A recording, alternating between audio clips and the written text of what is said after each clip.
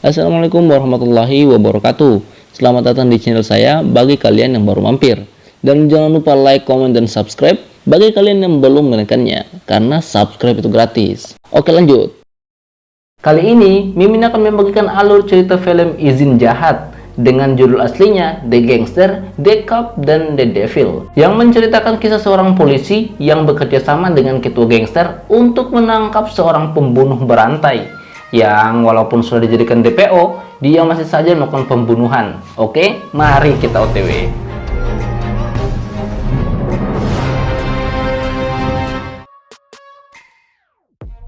Film bermula pada seseorang yang sedang berjalan-jalan di kota, tapi tiba-tiba saja orang itu menabrak sebuah mobil di depannya.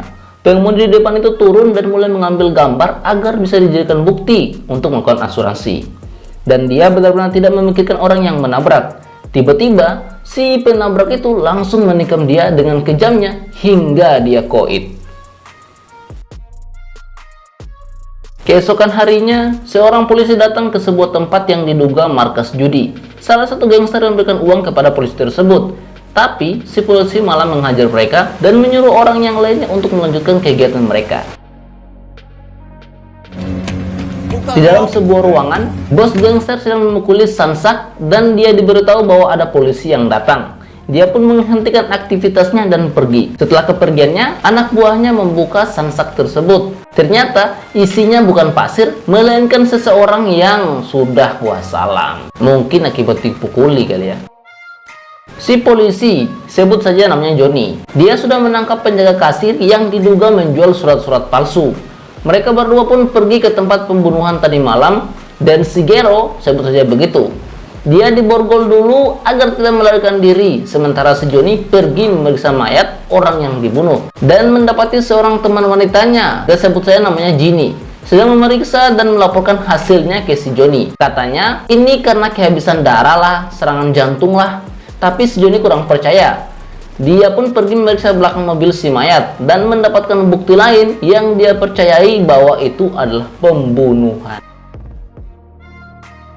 Di tempat lain, abang kita yang telah banyak membintangi film-film laga dan aksi dari Korea, kita panggil saja dia Gayus. Dia sedang pergi menemui seorang bos. Tapi karena bos ini sedikit meremehkan dia, kita sebut saja namanya Lukman. Dia menghajar kedua anak buah yang membuat masalah ketika mereka sedang rapat, hingga membuat si Lukman ketakutan karena dia menghukum salah satunya dengan mencabut giginya. Di kantor polisi, si Johnny sedang melaporkan detail-detail yang dia temukan tentang pembunuhan kemarin dalam sebuah rapat, yang menurut dia ini adalah pembunuhan berantai karena sudah 3 model pembunuhan yang sama. Tapi si ketua tim mereka, kita sebut saya namanya Nono, sepertinya tidak setuju dengan dia, dan sepertinya mereka berdua ini tidak akur lah. 사건들을 들쑤시고 다녀. 아니 살인범. Si Gayus yang baru pulang dari tempat ketemuan ditabrak oleh orang tidak dikenal. Kayaknya nih modus pembunuh yang kemarin nih. Setelah tabrak belakang mobil, pengemudi turun dan end. Dan ternyata betul, si penabrak yang disuruh pergi oleh si Gayus tiba-tiba menikam Gayus. Tapi dengan ilmu judonya, dia membanting-banting si penabrak dan berhasil menikam si penabrak juga. Namun karena dia sendiri terluka, si penabrak pun berhasil kabur setelah menabrak dia dulu. Ketika dia dibawa pergi ke rumah sakit dan sedang dioperasi, anak buahnya pergi untuk mengacau di geng sebelah. Sedangkan si penabrak, dia sedang mengobati dirinya sendiri dengan menghektar lukanya dan menyuntikkan obat penghilang rasa sakit. Namun karena dia bersembunyi di kandang anjing milik orang lain, ketika pemilik kandang itu datang, dia meng-end si pemilik juga. Ngeri-ngeri. Si Johnny datang ke si Gayus dan hendak menanyai tentang kejadian semalam. Gayus menertawai kinerja polisi karena belum juga berhasil menangkap si pelaku. Setelah si Johnny pergi, Lukman datang menjenguknya. Setelah berbahasa-basi sedikit, dia pun pergi.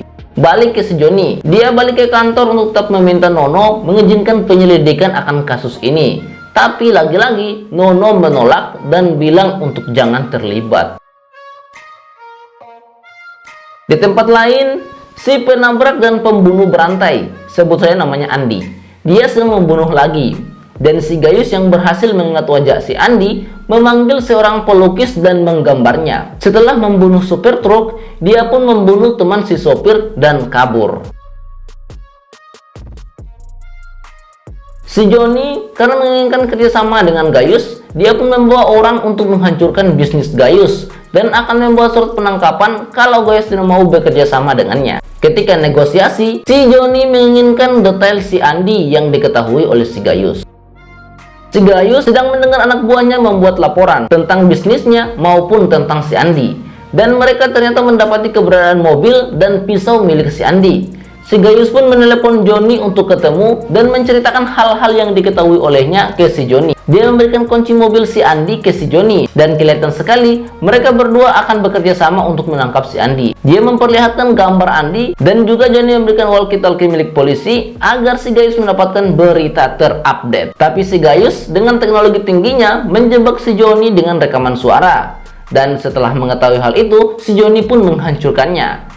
Tapi dengan santuinya, si Andi memperlihatkan CCTV tempat mereka berdua berada kepada si Joni, hingga si Joni menyerah dan mau bekerja sama. Misi pun dijalankan, tapi tetap saja hal ini tanpa ketahuan si Nono.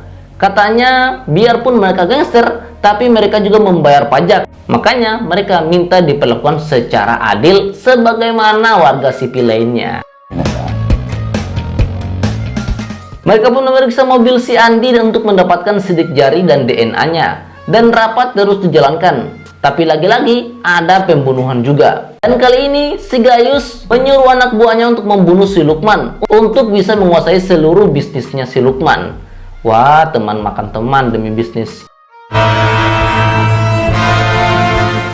Pagi harinya, si Joni pergi mengejutkan teman ceweknya. Namun karena dikagetkan, si Jini dengan gaya gulatnya membanting si Joni hingga si Joni keencokan. Sedang di hotel, polisi sedang memeriksa kasus si Lukman yang ditikam dengan pisau milik si Andi, yang sebenarnya dalangnya adalah si Gayus. Si Jini yang ternyata ahli forensik memberitahu si Joni kalau semua hal ini menunjukkan kalau pembunuhnya cuma satu orang. Dan polisi akan mengklarifikasi hal ini sebagai pembunuhan berantai. Mengetahui hal ini, Joni pergi untuk menghajar si Gayus karena mengetahui hal ini adalah perbuatan si Gayus. Tapi dengan santainya, si Gayus membanting dan mengalahkan si Joni. Dia juga mengatakan kalau dia pasti akan menangkap si Gayus karena hal tersebut. Tepat sekali, polisi mulai memberitakan kalau ini adalah kasus pembunuhan berantai. Di tempat lain, si Andi sedang menonton TV dan tanpa sadar berkata kalau pembunuhan itu bukanlah dia. Seseorang yang di sampingnya mendengar hal tersebut dan respon melihat dia. Dan setelah itu, orang tersebut langsung ketakutan karena si Andi menunjukkan aura-aura menyeramkan. Di tempat penghormatan si Lukman, Gayus datang. Dan juga dengan santainya, si Andi datang dan minum-minum di situ. Tak lupa pula, dia memberikan sepucuk surat ke sekretarisnya si Lukman, mengatakan kalau seseorang menggunakan pisaunya untuk membunuh Lukman. Dan melihat hal itu, sekretaris Lukman pun langsung melihat ke arah Gayus. Keluar dari tempat itu, si Andi langsung meluapkan emosinya dengan membunuh salah satu pengguna jalan. Sedangkan si Joni dan si Gayus yang sedang memeriksa mobil si Andi didatangi oleh anak buah si Lukman. Tapi mereka berdua berhasil mengalahkan mereka semua. Dan Joni tanpa sengaja membunuh sekretarisnya si Lukman. Untuk menghilangkan semua bukti, mereka menggunakan alat berat dan mengubur semua jasad orang yang koit di konstruksi tersebut. Polisi telah mengetahui istri si Andi dan menyuruhnya untuk menelepon Andi dan menjebaknya. Andi yang mengetahui ada polisi, dia tidak langsung muncul, tapi tetap saja keberadaannya diketahui dan mereka pun melakukan pengejaran, tapi tidak berhasil menangkapnya. Di tempat lain, polisi mengejar si Andi hingga ke botol soju yang diminumnya, dan juga mereka mendapati alamat tempat tinggal Andi. Dan ketika didatangi, tempat tersebut telah kosong. Tapi si Joni berhasil mendapatkan foto seseorang, dan setelah dicocokkan dengan gambar milik Gayus, ternyata sama. Orang tersebut adalah si Andi. Si Gayus di tempat makan siangnya dibuat kesal oleh seseorang dengan mengungkit pembunuhan si Lukman dan sekretarisnya. Dia pun menampar orang tersebut hingga berdarah-darah dan pingsan. Saat itu, dia mendapat telepon dari anak buahnya tentang wajah Andi dan dia tersenyum-senyum. Mereka pun mengadakan rapat Tapi temannya si Joni malah dihajar oleh anak buah si Gayus, dan Joni pun memarahi mereka semua. Setelah beberapa kata dari si Joni, mereka pun bergerak. Polisi dan gangster bekerja sama untuk menangkap seseorang yang diduga musuh bersama. Semua anak buah mereka dikumpulkan dan dibagikan foto si Andi. Mereka pun memulai pencarian. Pokoknya di mana-mana mereka mencari, di sauna, di hotel, di tempat karaoke, di mana saja. Anak buah si Gayus dan temannya si Joni pun yang sempat konflik kemarin sudah berbaikan dan berbagi es bersama. Di sebuah tempat pemberhentian bus di pinggir sekolah, saat turun hujan, Gayus bertemu seorang siswi dan dia memberikan payungnya. Malamnya, semua anggota berkumpul dan minum-minum. Tapi tiba-tiba saja, sebuah berita pembunuhan siswi SMA muncul di TV. Mereka pun bergerak lagi dan menemukan tempat tinggal milik si Andi. Mereka pun mulai mengintai. Saat si Andi muncul, mereka pun mengejar dia. Si Andi yang mungkin tokoh antagonis yang diberkati bisa menghindari pengerjaan mereka lama sekali. Tapi tetap saja ditangkap.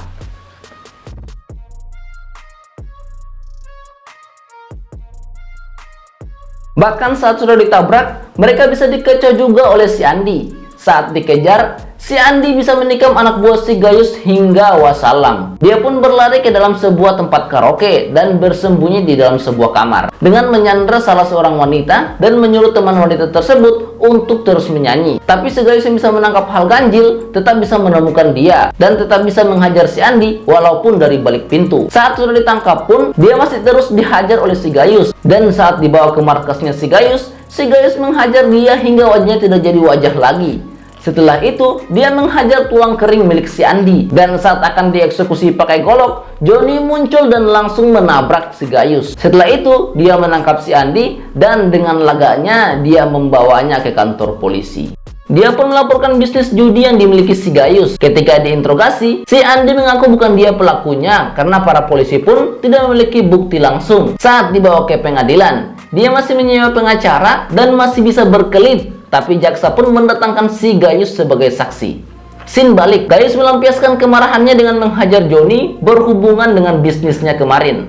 Dan setelah itu, mereka berdua juga masih harus bekerja sama untuk memasukkan Andi ke penjara. Tapi si pengacara masih saja membelanya. Akhirnya, si Gayus pun berkata ke si pengacara, "Bang, kalau keluarga kamu yang dibunuh oleh dia, apakah abang masih mau membelanya?" Si pengacara pun terdiam. Setelah itu, semua yang hadir dibuat kaget karena si Gayus membuka bajunya di dalam ruangan dan memperlihatkan bekas tusukan yang dibuat Andi dulu padanya. Setelah itu, dia pun diborgol dan ditangkap karena kejujurannya, dan si Andi divonis hukuman mati. Atas hasil ini, si Joni diberikan kenaikan jabatan. Sedang di penjara, si Gayus yang baru dibawa disambut oleh anak buahnya di lapas tersebut. Ternyata sebelumnya dia telah membuat kesepakatan dengan si Joni kalau dia bersedia ditahan asalkan dia satu lapas dengan si Andi. Baru melihat si Andi saja dia sudah senyum-senyum, dan saat mandi sore dia mendatangi Andi dan mereka pun saling tersenyum jahat bersama. Dan itulah akhir filmnya. Oke guys, itulah film Izin Jahat yang judul aslinya The Gangster, The Cop, dan The Devil, yang arti dalam bahasa Indonesia si gangster, si polisi, dan si setan. Jangan lupa like, comment, dan subscribe agar Mimin tambah semangat membuat konten. Dan jangan lupa tulis di kolom komentar apabila kalian punya request film. See you di sampai jumpa. Wassalamualaikum warahmatullahi wabarakatuh.